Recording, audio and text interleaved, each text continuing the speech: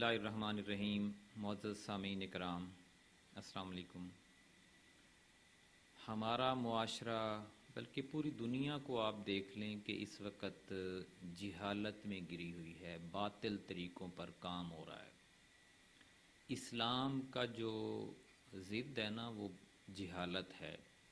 یعنی جب انسان اپنے رب کو نہیں پہچانتا تو سمجھو وہ جاہل ہی ہے۔ جس نے اپنے خالق کو، پیدا کرنے والے کو، مالک کو نہیں پہچانا تو وہ جاہل ہی انسان ہے۔ جیسے علامہ اقبال کا ایک شعر بھی ہے کہ جس نے سورج کی شعاؤں کو گرفتار کیا، اپنی شب تاریک سحر کر نہ سکا۔ یعنی اپنی اخلاقیات اور اپنی خاندانی معاملات، خاندانی حسن معاشرت وغیرہ کو وہ ٹھیک نہیں کر سکا، اگرچہ وہ چاند تک پہنچ گیا۔ جاہلیت شروع کہاں سے ہوتی ہے؟ یہ شروع اس سے ہوتی ہے کہ جب انسان پر انسان کی حکومت ہوتی ہے، اللہ کی حکومت نہیں ہوتی۔ اور کائنات کا جو ہمہ گیر نظام ہے اس میں تو ظاہر ہے اللہ کی حکومت ہے۔ کائنات کا کوئی بھی جز ایسا نہیں کہ وہ کسی اور کا حکم لے کے چل رہا ہو، کسی اور کی فرما برداری کر رہا ہو، وہ اللہ کی فرما برداری میں ہے۔ صرف انسان اگر اللہ کی فرما برداری سے ہٹ کر یا اللہ کی فرما برداری کے ساتھ کسی اور کی فرما برداری بھی شامل کر لیتا ہے تو پھر جہالت پیدا ہوتی ہے معاشرے میں، اور اس پورا نظام ٹکرانا شروع کر دیتا ہے۔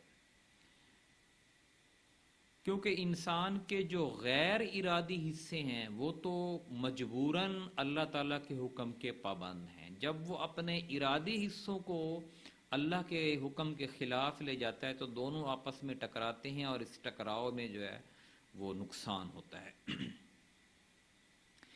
یہ جہالت وہی ہے جو جس کی اصلاح یا جس کی مخالفت میں انبیاء کرام کو اللہ تعالیٰ نے بھیجا، اور دنیا جب سے بنی ہے انبیاء اسی دعوت کو لے کر اسی جہالت کے خاتمے کے لیے تشریف لاتے رہے ہیں۔ نبی آخر الزمان صلی اللہ علیہ وآلہ وسلم اسی جہالت کے استحصال کے لیے دنیا میں تشریف لائے۔ اور ایک بات اور ذہن میں رکھیں، یہ جو جہالت ہے نا یہ کوئی خیالی دل میں کسی خیالی قالب میں موجود نہیں ہے کہ جس کسی کتاب میں لکھی ہوئی ہو اور آپ اس کو پڑھتے ہوں، بلکہ بعض حالات میں تو اس کا سرے سے کوئی نظریہ ہی نہیں ہوتا، کوئی بکلٹ نہیں ہوتی کہ یہ کام جو ہے وہ چلنے ہیں، بلکہ یہ ہمیشہ ایک جیتی جاگتی تحریک کی صورت میں ابھرتی ہے۔ آپ دنیا میں جہاں کہیں بھی آپ لے لیں اس میں ایک تحریک ہے جس نے اس جہالت کو نافذ کیا ہوا ہے۔ ایک ایسے معاشرے کی شکل میں نمودار ہوتی رہی ہے جس کی اپنی لیڈرشپ، اپنے تصورات، اپنی قدریں، اپنے روایات، اپنی عادتیں اور اپنے جذبات و احساسات ہوتے ہیں۔ وہ معاشرہ ایک منظم معاشرہ ہوتا ہے جس میں یہ جہالت پنپ رہی ہوتی ہے۔ اس کے افراد کے درمیان باہمی ربط و تعاون اور منظم مطابقت، وفاداری ہوتی ہے، اور وہ اس درجہ پائی جاتی ہے کہ پورا معاشرہ شعوری اور غیر شعوری طور پر اپنے وجود کی حفاظت کے لیے یکساں طور پر متحرک اور چاق و چوبند رہتا ہے۔ امریکہ کی مثال آپ لے لیں، دنیا میں جہاں کہیں بھی اس کو خطرہ محسوس ہوتا ہے کہ ہمارے مفادات کو یہ ملک نقصان دے گا تو وہ کوئی نہ کوئی ایشو بنا کر اس کے اوپر چڑھ دوڑتا ہے۔ افغانستان پہ چڑھ دوڑا، عراق پہ چڑھ دوڑا، لیبیا پہ چڑھ دوڑا، شام پہ چڑھ دوڑا، اسرائیل کو آگے کر کے فلسطین اور لبنان پہ چڑھ دوڑا، یعنی پاکستان کے اندر انڈائریکٹلی چڑھ دوڑا۔ تو دنیا میں اس نے کوئی ملک چھوڑا نہیں ہے جس سے اس کو تھوڑا بہت اس کی تہذیب کو، اس کی ثقافت کو، یا دوسرے لفظوں میں آپ کہہ لیں اس کی جاہلی جو تحریک ہے معاشرے کے اندر، اور انشاءاللہ یہ جو اپنی موت آپ مرنے والی ہے تو اس کا کوئی نظریہ خاص نہیں ہے سوائے اس کے کہ اپنے مفاد کا تحفظ کرنا ہے، اور اپنی شخصیت کے دفاع میں وہ ایسے تمام خطر انگیز عناصر و اثرات کے ازالے میں سرگرم رہتا ہے جو اس کے مستقل نظام کے لیے کسی بھی حیثیت سے خطرے کی تمہید ہوتے ہیں، جیسے میں نے آپ کو مثالیں دی ہیں۔ جب جہالت محض علمی نظریے کی شکل میں نہیں ہے بلکہ ایک زندہ و فعال تحریک ہے اور جیتا جاگتا معاشرہ بن کر سامنے آتی ہے، جس کی مثالیں دی جاتی ہیں، ہر بندہ مثال دیتا ہے، مغربی تہذیب ایسی ہے، امریکہ میں یہ ہو رہا ہے، وہاں پہ قانون ایسے ہیں، وہاں پہ یہ ہے، جبکہ اس کے مقابلے میں جب اسلام کی بات کی جاتی ہے تو خالی نظریے کی بات کی جاتی ہے۔ آپ اسلام کی مثال امریکہ کے مقابلے میں یا برطانیہ کے مقابلے میں یا چائنا اور رشیا کے مقابلے میں تب دے سکتے ہیں جب ویسا ہی جیتا جاگتا معاشرہ موجود ہو۔ صرف کتابی علمی تقاریر، بحث مباحثے، کانفرنس سے اس سے تھوڑا پتہ چلتا ہے کہ اسلام کیسا دین ہے۔ ظاہر ہے ایک عملی تحریک کے سامنے ایک دوسری عملی تحریک آئے گی، پھر لوگ موازنہ کریں گے کہ کون سا معاشرہ بہتر ہے۔ اسی طرح جب ہم یہ کہتے ہیں کہ جہالت جو ہے وہ ایک فعال تحریک ہے، جیتا جاگتا معاشرہ ہے، تو اس کو مٹانے اور انسانوں کو از سر نو اللہ تعالیٰ کی قدوس کے آستاں پر لانے کے لیے ہر وہ کوشش غیر مناسب اور بے سود ہوگی جو اسلام کو محض اسلامی نظریے کی حد تک اکتفا کرتی ہے۔ جیسے ہمارے یہاں آپ بہت ساری کانفرنس کروا لو،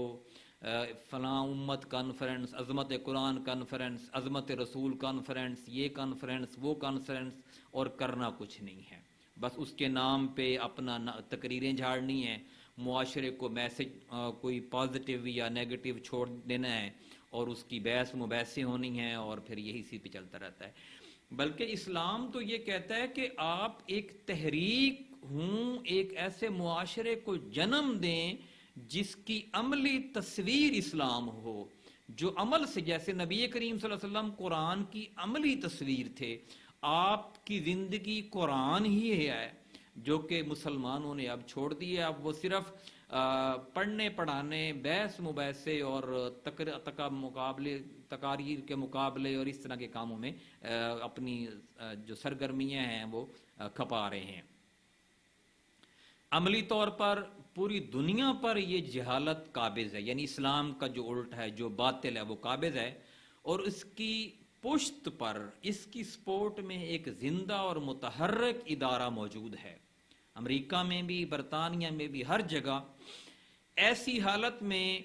صرف نظریاتی کوششیں کرنا جاہلیت کے مقابلے کے لیے اعلیٰ تر تو کجا مساوی جواب بھی نہیں ہے کہ آپ صرف کتابیں لکھ کے چھوڑ دیں، آپ تقریریں کر لیں، آپ ویڈیوز بنا لیں، اس سے کوئی آپ مقابلہ نہیں کر سکتے اس جہالت کا۔ مقصد جب یہ ہو کہ ایک بالفعل قائم نظام کو ختم کر کے اس کی جگہ ایک ایسے نظام کو برپا کرنا ہے جو اپنے مزاج، اپنے اصول حیات اور ہر کلی و جزی معاملے میں موجود غالب جاہلی نظام سے اختلاف رکھتا ہے، تو عقل کا تقاضا یہ ہے کہ نیا نظام بھی ایک منظم تحریکی اور جاندار معاشرہ بن کر میدان مبارزت میں اترے، اور اس عزم کے ساتھ اترے کہ اس کی نظریاتی بنیادیں، اس کی انتظامی تدابیر اور نظم اجتماعی، اس کے کارکنوں کے باہمی روابط و تعلقات قائم شدہ جاہلی نظام سے ہر پہلو قوی تر اور محکم تر ہوں۔ جیسے میں آپ کو ایک مثال دوں کہ ایک گاڑی ایک کمپنی بناتی ہے، اور اس کے مقابلے میں آپ صرف ایک کتاب لکھ دیتے ہیں کہ ہم اگر گاڑی بنائیں گے تو ہماری گاڑی ایسی ہوگی، ایسی ہوگی، ایسی ہوگی، تو کسی نے بھی آپ کی بات پر توجہ نہیں کرنی سوائے واہ واہ کے۔ تو اگر آپ اس گاڑی کے مقابلے میں گاڑی بنائیں اور وہ گاڑی اس سے زیادہ اچھی ہو تو دنیا آٹومیٹیکلی آپ کی طرف آ جائے گی۔ یہی چیز اسلام کی ہے۔ جب ہم بات کرتے ہیں کہ کفر یہ کر رہا ہے، امریکہ مرد آباد، اور فلاں یہ کر رہا ہے، اور فلاں یہ کر رہا ہے، تو اس کے مقابلے میں اسلام کہاں پہ ہے یا مسلمان کیا کر رہے ہیں، اس کے مقابلے میں مسلمان بلکہ بجائے اس کے کہ اس کے برابر کوشش کرتے، بلکہ ان کے معاملات کم تری کی طرف ہیں، وہ ان کے معاملات جو ہے وہ زوال کی طرف ہیں، ان کا لین دین، ان کا اس میں کرپشن ہے، ان کی کوئی ریسرچ نہیں ہے، کسی جگہ پہ ان کا ان جہالت کی جو تحریکیں ہیں ان کے ساتھ مقابلہ نہیں ہے، برابری تو کجا ہونی ہے، کم تر سے کم تر کی طرف جا رہے ہیں۔ تو پھر اس صورتحال میں ہم یہ نہیں کہہ سکتے کہ ہم نے اسلام کو پیش کر کے یا دکھا کے ایک حجت قائم کر دی ہے، جیسے نبی کریم صلی اللہ علیہ وسلم نے حجت قائم کر دی تھی۔ ایک اسلامی معاشرہ قائم کر کے پھر اس معاشرے کے خدوخال، اس معاشرے کے اخلاقیات، اس معاشرے کی روایات، اس معاشرے کے اندر جو جو بہتریاں تھیں وہ لا کر پھر لوگوں کو یہ دکھا دیا کہ مسلم معاشرہ ایسا ہوتا ہے۔ پھر اس معاشرے کو دیکھ کر لوگ پوری دنیا اس کی طرف جو ہے وہ جھکنا شروع ہو گئی، پھر باقی تہذیبیں اس کے مقابلے میں ختم ہو گئی، اور تقریباً 750 سال تک وہ اسلامی تہذیب اس معاشرے کے اوپر غالب رہی۔ مختلف ناموں سے لوگ آتے رہے، کچھ اکا دکا مسائل رہے، لیکن یہ تہذیب جو اسلامی ہے یہ 750 سال تک دنیا پر غالب رہی۔ پھر مسلمانوں کے اندر وہ جہالت پنپنا شروع ہو گئی، آپس کی لڑائیاں، فسادات، جھگڑے، اور مسلمان دولت کی ہوس اور عورت کی ہوس میں پڑ گئے، تو جس سے یہ تہذیب پھر مغلوب ہوئی، پھر کفر کی اور جہالت کی تہذیب غالب ہونا شروع ہوئی، اور ابھی تک وہی غالب جا رہی ہے۔ اس لیے ہم اگر اسلام کا احیاء چاہتے ہیں جو کہ فرض عین ہے، جو کہ ہمارے لیے ضروری ہے، تو ہمیں چاہیے کہ ہم اسی طرز پر اسلام کا احیاء کریں جس طرز پر نبی کریم صلی اللہ علیہ وسلم نے کیا تھا۔ اللہ تعالیٰ سے دعا ہے کہ ہمیں اسلام کو صحیح طرح سمجھ کر عمل کرنے اور جد و جہد کرنے کی توفیق عطا فرمائے۔ جزاک اللہ۔